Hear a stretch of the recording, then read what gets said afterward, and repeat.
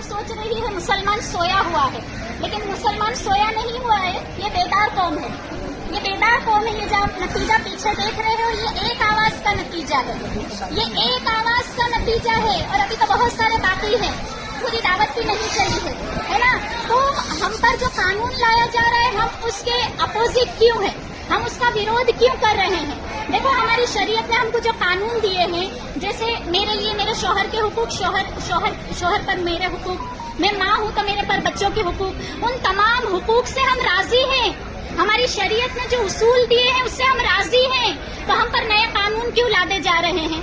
और संविधान के मुताबिक है ना, आर्टिकल 26, 28 और 29 के मुताबिक हमें अपने कल्चर को फॉलो करने की इजाजत है।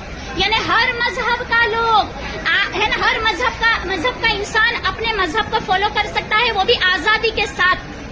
तो हमको तो हमारे मजहब को फॉलो करने के लिए हमेशा कभी हिजाब पर डांटा जाता है, कभी ट्रिपल तलाक लाया जाता है, कभी हमारे नबी सल्लल्लाहु अलैहि वसल्लम की शान में गुस्ताखी की जाती है। बार बार मुसलमान ही क्यों आ रहा है? बार बार मुसलमान इसलिए आ रहा है कि बेरोजगारी का मुद्दा पीछे हट जाए। बार बार मुसलमान इसलिए आ रहा है कि शिक्षण का मुद्दा पीछे हट जाए।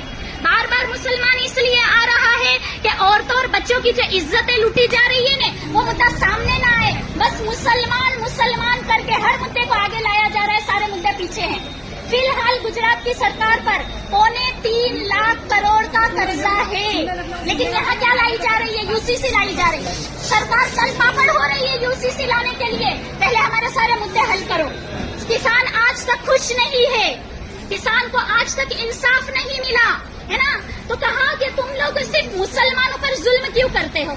और मैं तो कहती हूँ कि जब आपने मुद्दा उठाया है ना, खुद मुसलमान और दूसरी कौमें उस मुद्दे को पढ़ रही है। जैसे मैं मिसाल दूं, आपने तलाक का मुद्दा उठाया, सारे हमारे हिंदू भाई बहन भी तलाक को पढ़ने लगे कि तलाक आखिर क्या है।